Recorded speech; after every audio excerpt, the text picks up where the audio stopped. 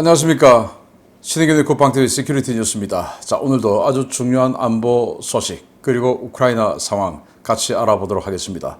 아마 여러분들께서 저와 생각하는 바가 비슷하다면 오늘 첫 번째로 알려드릴 소식에서 정말 피가 거꾸로 솟아오르는 그런 기분을 느끼실 겁니다. 와, 진짜 이런 사람들이 대한민국의 리더. 와, 정말 기가 차는데요. 어떤 내용인지 보겠고, 그리고 북한을 밀어주고 있는 여러 가지 상황, 우리하고는 반대되는 입장이죠. 국제 질서를 안 지키는 상황들, 그리고 우크라이나에서 이 우크라이나군이 공습을 해서 어마어마하게 큰 탄약창을 완전히 파괴해버렸습니다. 자포리자 전선, 즉 한참 전투가 붙고 있는 자포리자 전선을 담당하는 4개 야전군의 탄약을 보급하는 탄약창으로 보이는데 여기가 그냥 초토화되어 버렸습니다. 아주 고소한 소식인데 같이 보도록 하겠습니다. 신인근의 국방TV 구독, 알림, 좋아요 눌러주십시오. 싱하이밍 주한 중국 대사의 망발로 국민들의 중국에 대한 분노가 점차 확산되는 분위기 속에 중국을 방문했던 더불어민주당 의원들이 귀국했습니다. 이들은 중국의 내정 간섭에 대해서는 이런 방구도 없이 국민과 여당을 향해 협중을 멈추라 라며 정체성을 의심케 하는 발언을 쏟아내기 시작했습니다. 알고 보니 그럴 만한 이유가 있었습니다. 중국 정부의 초청으로 극악무도한 인권 탄압이 자행되고 있는 티베트에 가서 중국 공산당이 주관하는 관광문화국제박람회에 참석하고 돌아온 민주당 의원들이 귀국 후 놀랍고도 충격적인 발언을 쏟아내어 논란이 되고 있습니다.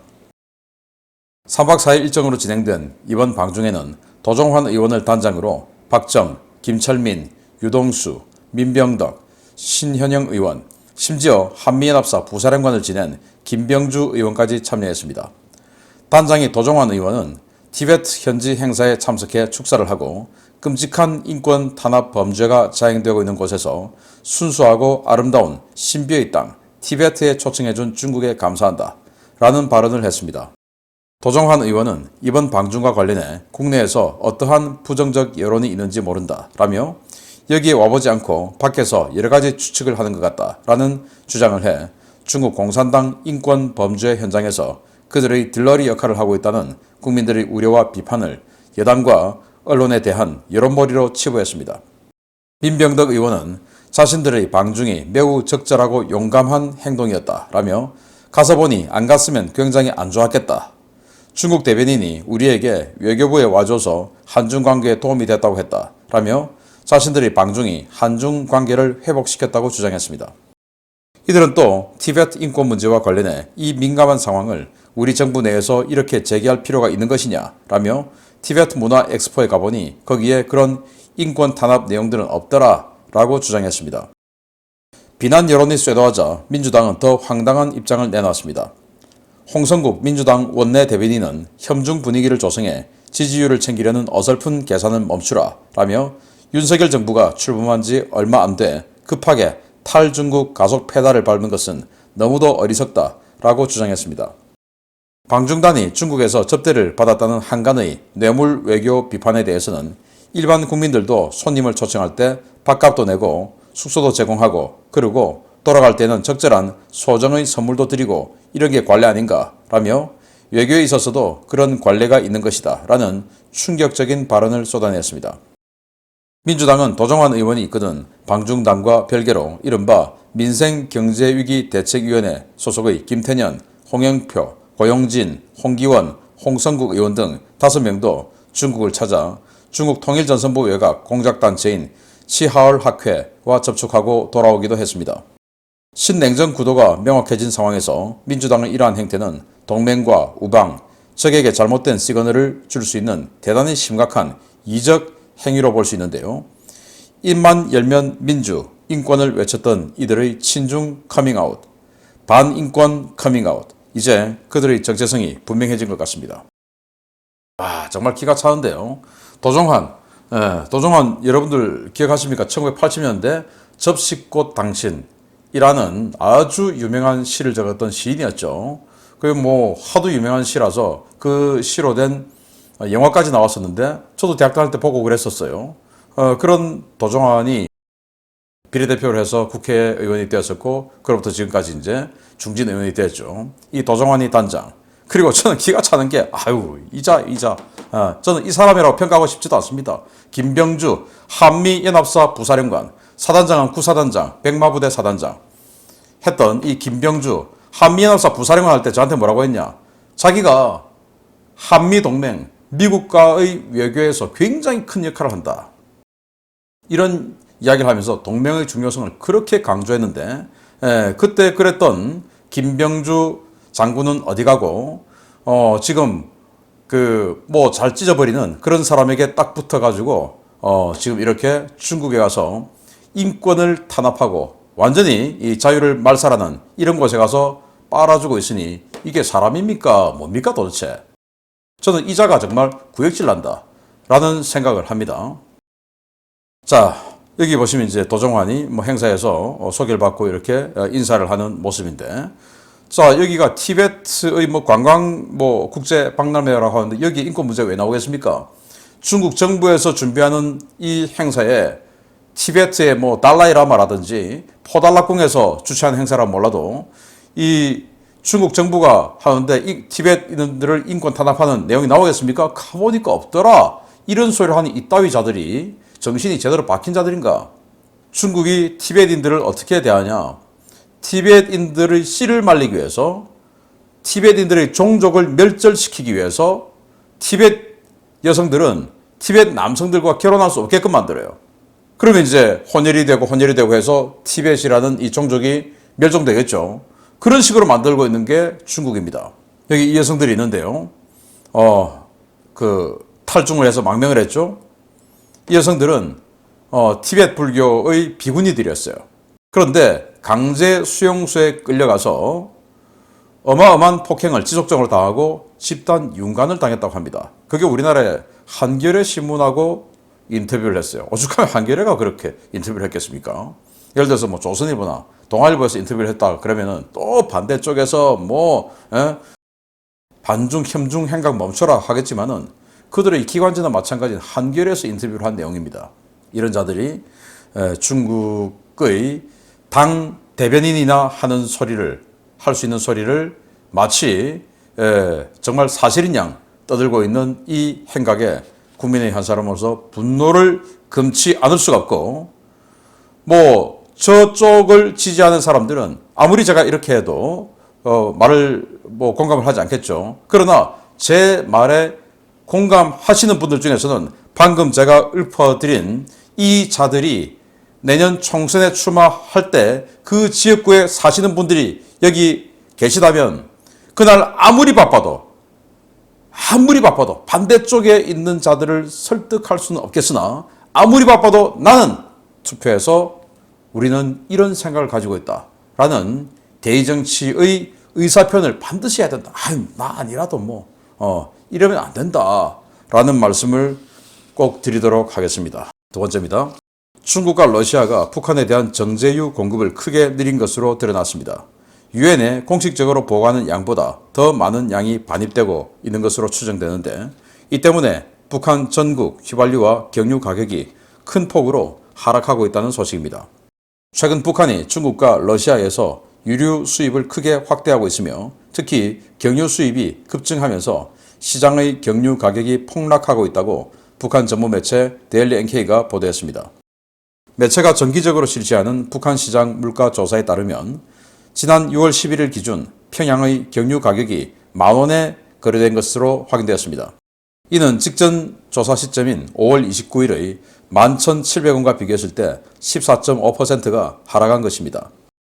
경유는 지난 5월 중순까지만 하더라도 평양 가격 기준으로 1kg에 12,500원 선에서 거래됐지만 모내기 등 농기계 사용 급증으로 경유 사용량이 크게 증가했음에도 불구하고 시중 경유 가격은 한 달 사이 20%나 폭락했습니다. 내륙 지역에 비해 물가가 매우 비싼 해산시의 경우 6월 11일 기준 경유 1kg 가격은 11,600원 선이었는데요.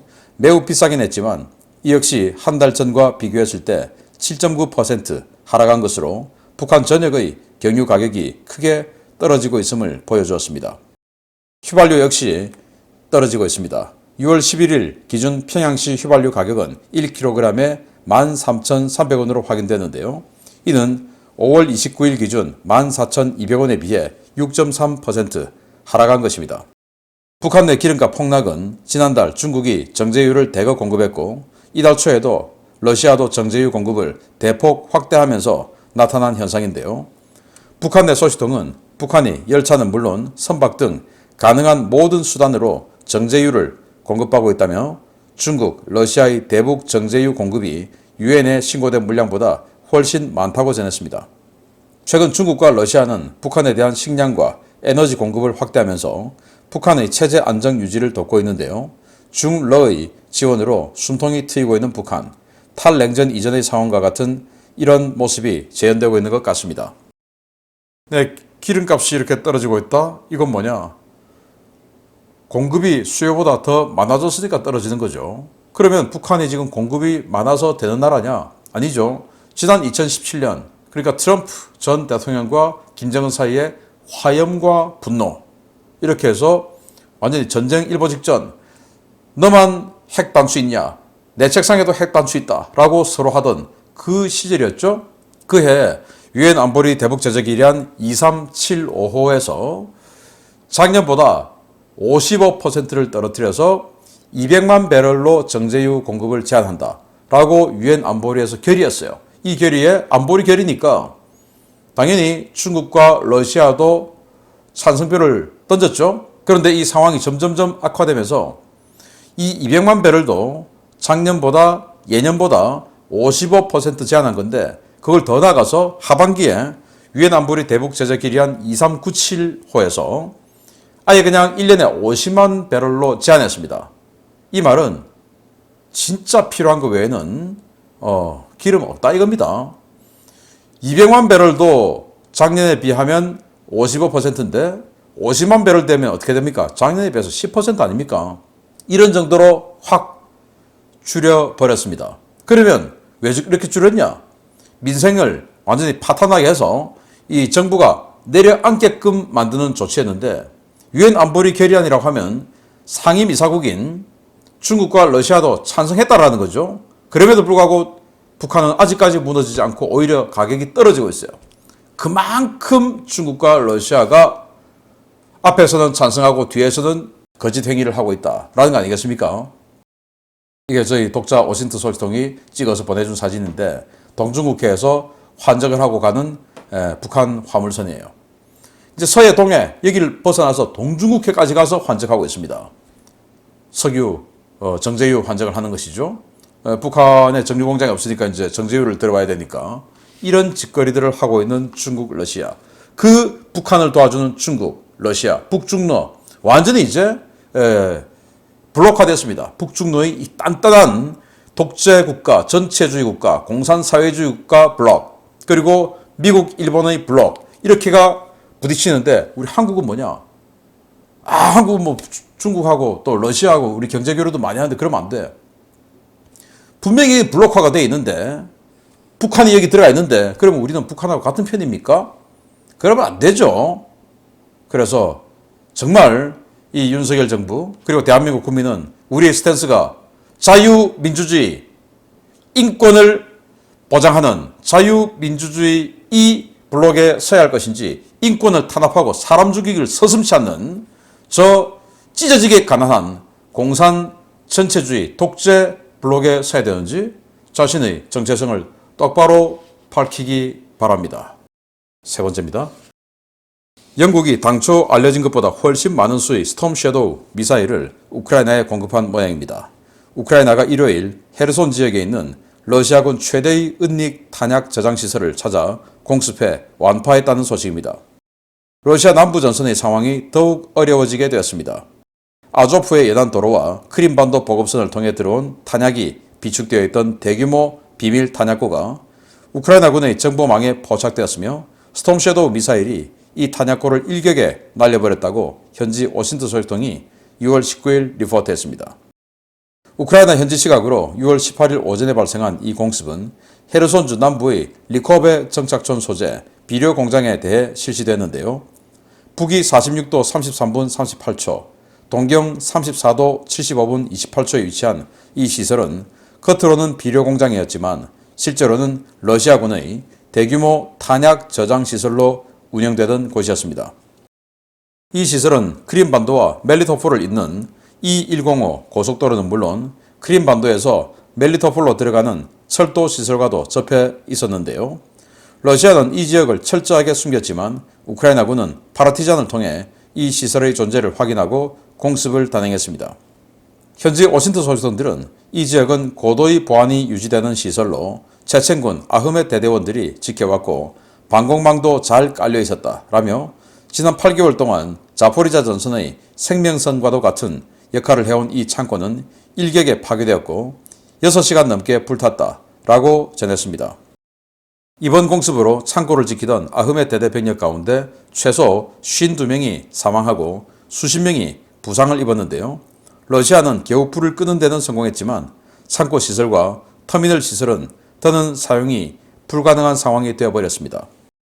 이 저장시설은 자포리자 방어전을 수행하고 있는 제58연합군과 제35연합군, 36연합군, 제5연합군에 탄약과 유류를 공급해주던 러시아 남부 방어부대의 생명줄이나 다름없던 시설이었는데요. 한창 다급한 시기에 생명줄을 날려먹은 러시아. 이제 무슨 수로 방어선에서 버틸 수 있을지 모르겠습니다. 정말 러시아가 치명상을 입었네요. 지금 주 전장이 자포리자 쪽으로 이렇게 관심이 모아지고 있는 가운데 그 자포리자의 러시아 군들을 지원해주는 초대형 지원 시설이 스톰 섀도우 미사일 몇 발에 완전히 그냥 초토화되어 버렸다라는 거예요. 자, 위치가 여기입니다. 멜리토폴이죠. 멜리토폴이 현재 이 자포리자의 방어전을 총지휘하는 지휘소들이 잔뜩 몰려 있는 곳이고 여기서 이제 보급이 들어가는데 크림반도에서 멜리토폴로 들어가는 그 길목 바로 여기입니다. 여기에 비료 공장이 있었는데 그 비료 공장이 알고 보니까 탄약, 유류, 대규모 저장 시설이었다. 여기에서 이제 큰 어떤 물류 거점이 되고 여기서부터 중간 거점으로 나눠주고 중간 거점에서 다시 전선으로 나눠주고 이제 이런 역할을 하는 큰 대형 거점이었다. 와, 대형 거점 날아갔으면 이거 어떡합니까? 러시아군. 큰일 났네요. 자, 비포입니다. 철도하고 다 연결되어 있어요. 비포. 여기 보시면 뭐 시커먼 건물도 보이고 하얀색 건물도 보여요. 아마도 하얀색 건물이 좀 낮은 거, 시커먼색의 이 건물이 좀 높은 거, 자, 이런 건데 비포. 자, 보이시죠? 애프터. 평탄화돼 버렸습니다. 특히 뭐 하얀색 건물 다 사라져 버렸고 낮은 거니까 아마 거기에 탄약이 대거 들어가 있었을 것 같은데 다 사라져 버렸어요. 완전히 평탄화돼 버렸어요. 여기 큰 건물, 요것들이 아까 봤을 때 그 시커먼색의 그 건물이었어요. 이게 또 박살이 났습니다. 6시간 동안 유폭 하면서 불타고 터지고 했다라는 거예요. 정말 뭐 치명상을 입게 된 겁니다. 뭐 전차백대 이런 것보다 더 심각한 치명상을 입은 거 아니겠습니까? 전선 전체의 보급 거점이 사라져 버렸으니까. 그래서 이 지역에 멜리토폴에 지금 4개 야전군의 사령부가 있어요. 4개 야전군. 이 멜리토폴 북쪽에서 조금만 올라가면 여기 토크마크. 이 토크마크 12km까지 지금 우크라이나군이 전진한 거 아니겠습니까? 이 정도로 긴박한 곳인데 여기 야전군 4개. 아까 말씀드렸지만 58연합군, 35연합군, 36연합군, 그리고 제5연합군 4개 야전군이 있고 물론 뭐 그 편제가 우리가 생각하는 예전에 뭐 1군, 3군 이 정도의 수십만 명의 야전군이 아니고 우리가 치면 뭐 거의 군단급 제대로 편제가 갖춰진 것도 군단급 또 이름만 무늬만 야전군이고 실제로는 사단급 뭐 이 정도가 이렇게 있어요. 뭐 그렇다 하더라도 어쨌든 이 4개 야전군에 보급해주는 최대의 보급 거점이 사라졌으니까 앞으로 이 자포리자에서 러시아군이 우크라이나 공세를 막기 위해서는 포격을 때려야 되고 반격탄을 날려야 되고 하는데 그게 지금 다 사라졌어요. 그러면 대대장에게 야 지금 우리 당분간 한 보름 이상 지금 탄약 보급 힘들어. 그러니까 있는 거 좀 잘 조절해서 잘 써봐 라고 명령을 내릴 수밖에 없겠죠. 한이 저기서 지금 돌격해 들어오는데 있는 거 조절해서 어떻게 잘 씁니까? 있는 거 다 때려 부어도 지금 못 막을 판에 어떻게 됩니까? 큰일 났네요. 자, 이런 상황 벌어진 것까지 알려드렸습니다. 계속 알려드립니다. 마치겠습니다. 감사합니다.